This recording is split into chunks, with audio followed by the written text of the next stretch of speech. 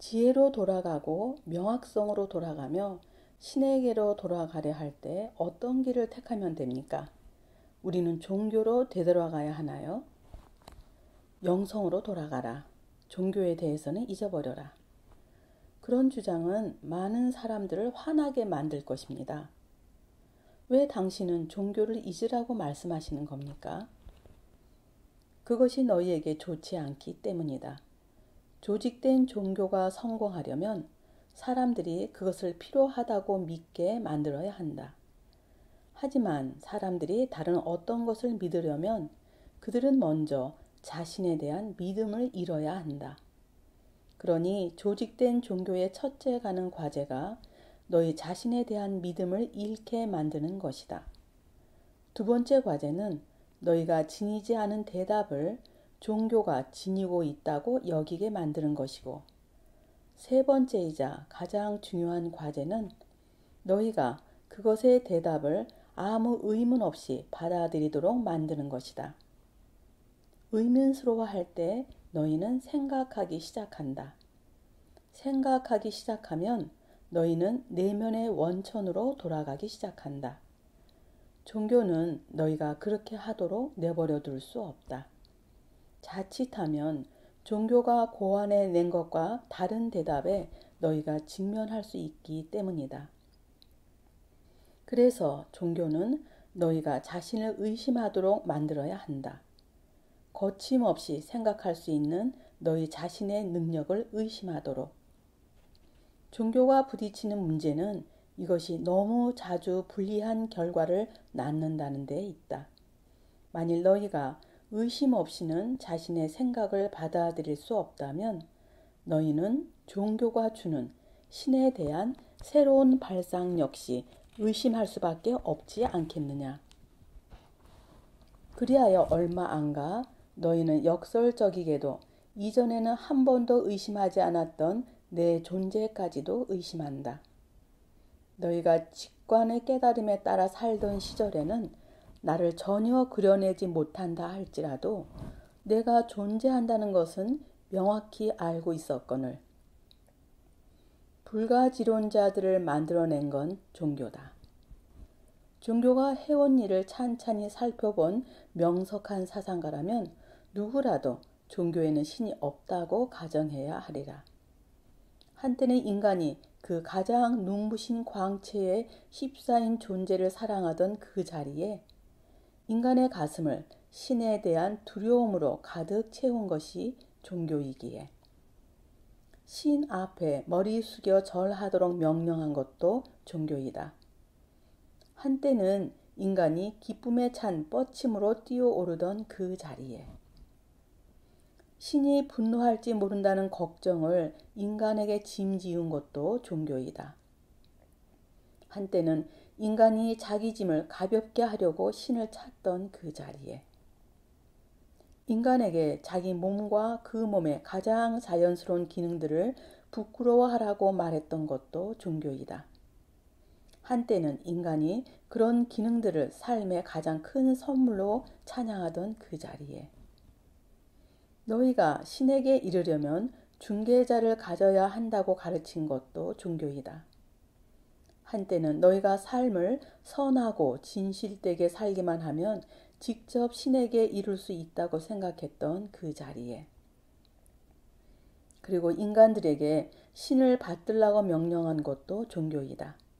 한때는 인간들이 그렇게 하지 않기란 불가능하기에 신을 받들었던 그 자리에 어디에서나 종교는 자신이 신의 대립물인 부조화를 만들어내고 있음을 경험했다. 종교는 인간을 신에게서, 인간을 인간에게서, 남자를 여자에게서 분리하여 실제로 몇몇 종교들은 신이 인간보다 뛰어나다고 주장하듯이 남자가 여자보다 뛰어나다고 말하고 있다. 인류의 절반에게 지금껏 떠맡겼던 역할들 중에서 가장 큰 익살극을 위한 무대를 설치해 왔다.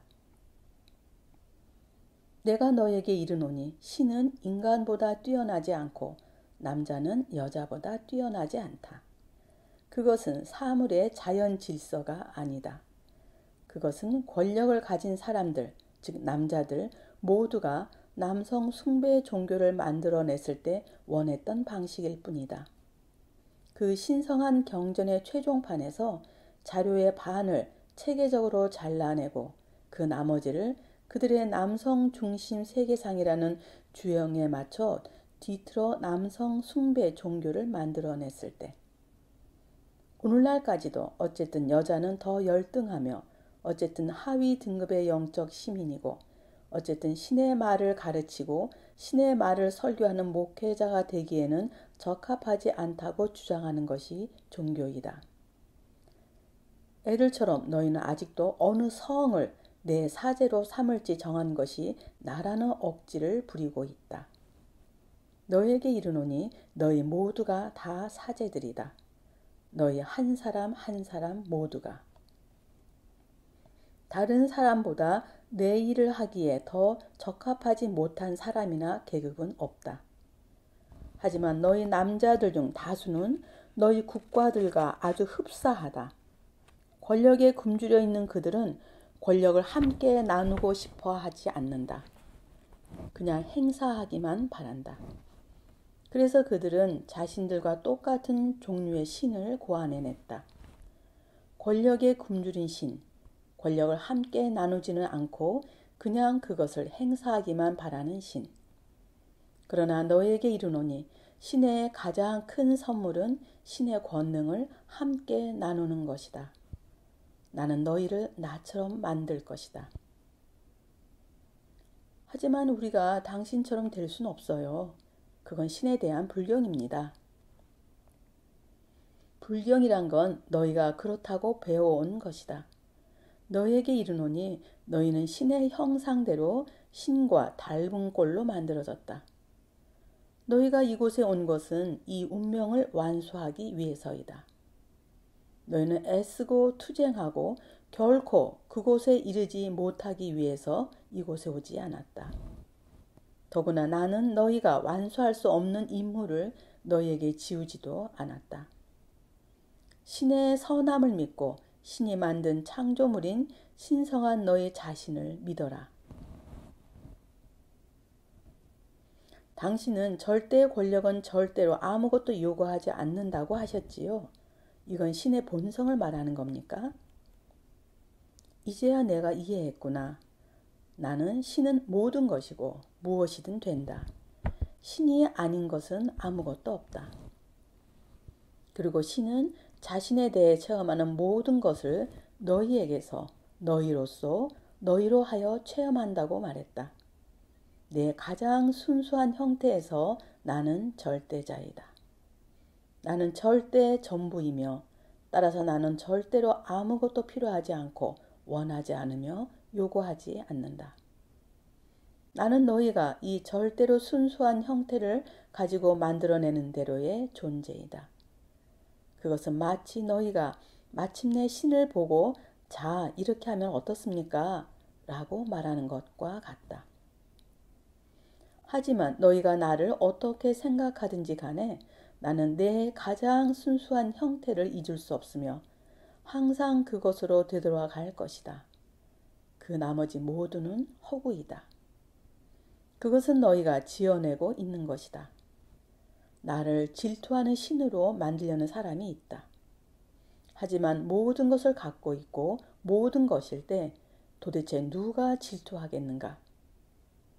나를 분노하는 신으로 만들려는 사람들이 있다.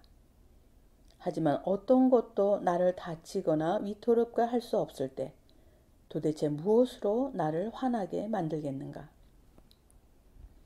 나를 복수하는 신으로 만들려는 사람이 있다. 하지만 존재하는 모든 것이 나일 때 내가 누구에게 복수하겠는가? 그리고 왜 내가 단지 창조한다는 이유만으로 나 자신을 벌하겠는가? 서로 너희가 우리를 분리된 존재로 생각한다 하더라도 왜 나는 너희를 창조하고 너희에게 창조할 힘을 주고 너희에게 너희가 체험하고 싶은 것을 창조할 자유 선택권을 주고 그런 다음 잘못된 선택을 했다고 해서 너희를 영원히 벌하겠는가? 너에게 이르노니 나는 그 같은 일을 하지 않을 것이다. 그리고 바로 이 진실 속에 너희가 신의 압제에서 벗어날 수 있는 자유가 있다. 사실 압제는 없다. 너희의 상상을 빼고는. 너희가 원하면 언제라도 너희는 집으로 돌아올 수 있다. 너희가 원하면 언제라도 우리는 다시 함께 있을 수 있다. 너희와 나의 하빌이 가져다주는 황홀경을 다시 식별하는 일은 너희 몫이다. 떨어지는 모자에서, 내 얼굴을 스치는 바람에서, 여름밤 반짝이는 밤하늘 밑에서 우는 귀뚜라미 소리에서, 맨 처음 본 무지개와 갓 태어난 아기의 맨 처음 울음소리에서, 장엄한 일몰의 마지막 빛과 장엄한 삶의 마지막 숨결에서, 나는 시간이 끝나는 마지막 순간까지 언제나 너희와 함께 있을 것이다. 너희와 나의 합일은 완벽하다. 그것은 언제나 그러했고 언제나 그러하며 언제나 그러할 것이다. 너희와 나는 하나이다.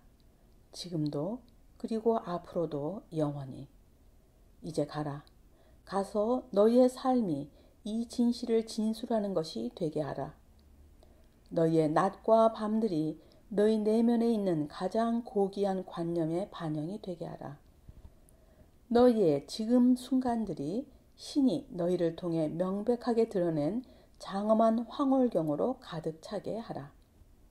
너희가 만나는 모든 사람들에게 영원하고 조건 없는 사랑을 표현하는 것으로 그렇게 하라. 어둠 속에 빛이 되라. 그러나 어둠을 저주하지는 마라. 빛을 가져오는 자가 되라.